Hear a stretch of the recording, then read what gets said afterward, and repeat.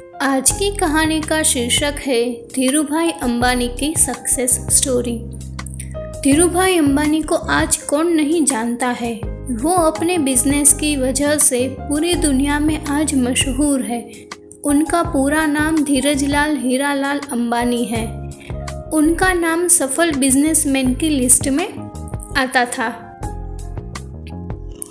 उन्होंने सपने देखे और उन सपनों को हकीकत में बदल दिया। इनका नतीजा यह है कि आज उनकी मेहनत से खड़ी हुई रिलायंस इंडस्ट्री देश की सबसे बड़ी कंपनियों में से एक है।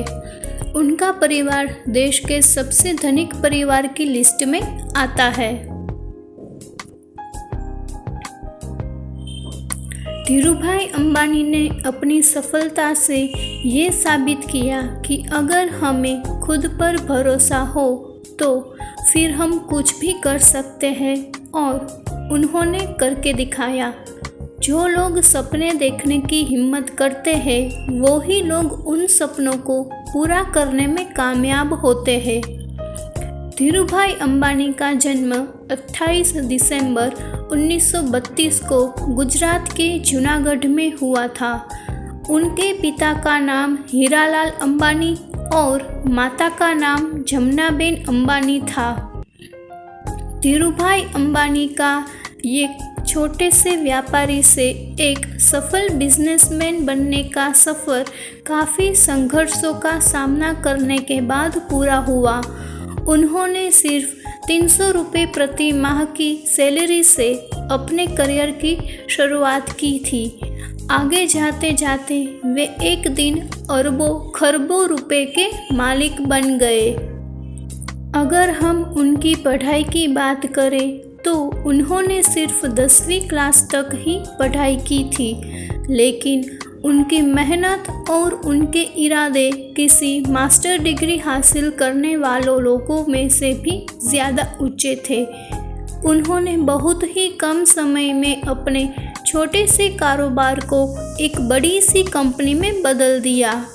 हम ये कभी सोच भी नहीं सकते थे कि एक पकोड़ा बेचने वाला इंसान एक दिन इतना बड़ा बिजनेसमैन बनेगा। धीरूभाई अंबानी ने अपने करियर की शुरुआत में छुट्टियों के दिन गिरनार पर्वत पर आने वाले तीर्थयात्रियों को चाट पकोड़े बेचकर की थी। इससे पहले वे फल और नाश्ते बेचने का काम करते थे, पर उस काम में ज़्यादा मुनाफा नहीं मिलता था, इसलिए उन्होंने चाट पकोड़े बेचना शुरू किया था। उनका यह बिजनेस पूरी तरह से पर्यटकों पर ही निर्भर था, इसलिए ये बिजनेस साल के कुछ समय में तो अच्छा चलता था, लेकिन बाकी के समय में मुनाफा कम मिलता था। इस वजह से धीरूभाई ने ये बिजनेस छोड़ दिया। ये दोनों बिजनेस में कुछ खास सफलता उन्हें नहीं मिली, इसलिए उनके पिताजी ने उनको नौकरी करने की सलाह दी। अपने पिताजी की बात मानकर वे नौकरी करने चले गए। तब उनकी उम्र सिर्फ 16 साल की थी। धीरूभाई ने अपनी पहली जॉब बेसिस कंपनी में एडन शहर में सिर्फ प्रति माह 300 रुपये की सैलरी से ज्वाइन की थी।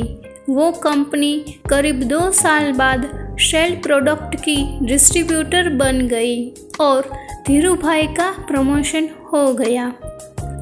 धीरूभाई शुरू से ही बिजनेस माइंडेड थे।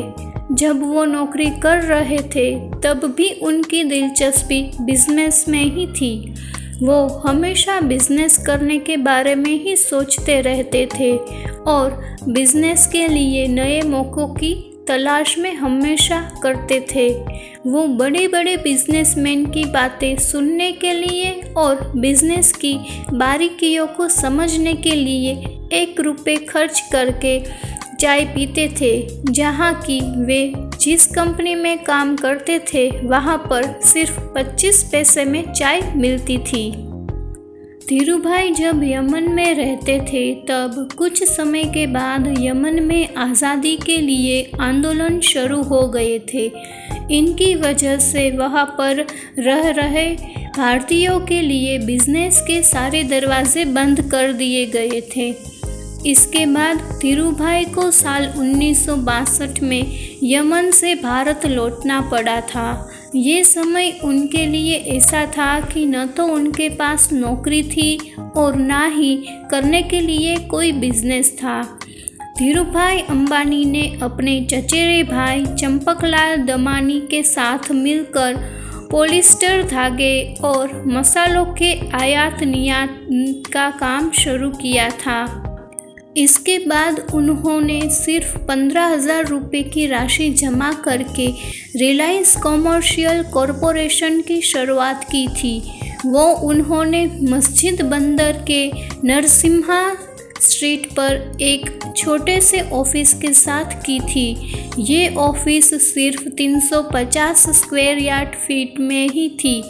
इस ऑफिस में एक टेलीफोन, एक टेबल और 3 कुर्सियाँ थी। शुरू में उनके पास सिर्फ 2 सहकर्मचारी ही थे। धीरूभाई और उनके चचेरे भाई चंपकलाल दमानी का बिजनेस करने का तरीका बिल्कुल ही अलग था।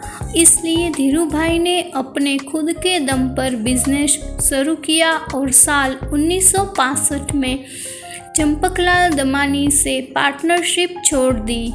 उन्होंने रिलायंस के कारोबार का विस्तार अलग अलग क्षेत्रों में किया।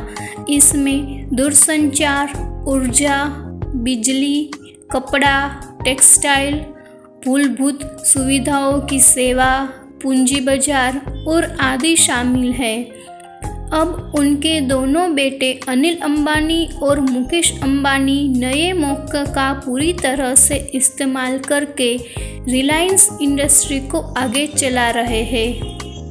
धीरूभाई को 24 जून 2002 को हृदय विकार की वजह से ब्रीच क्रेडी हॉस्पिटल मुंबई में एडमिट किया गया था, जहां पर उन्हें दूसरा विकार भी आया।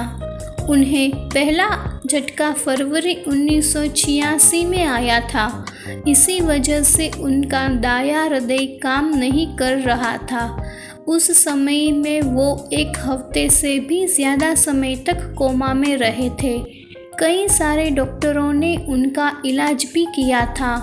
अंत में 6 जुलाई 2002 को उनकी मृत्यु हो गई। अगर आपको ये स्टोरी अच्छी लगी हो तो इसे लाइक करें, शेयर करें और मेरे चैनल को सब्सक्राइब कीजिए।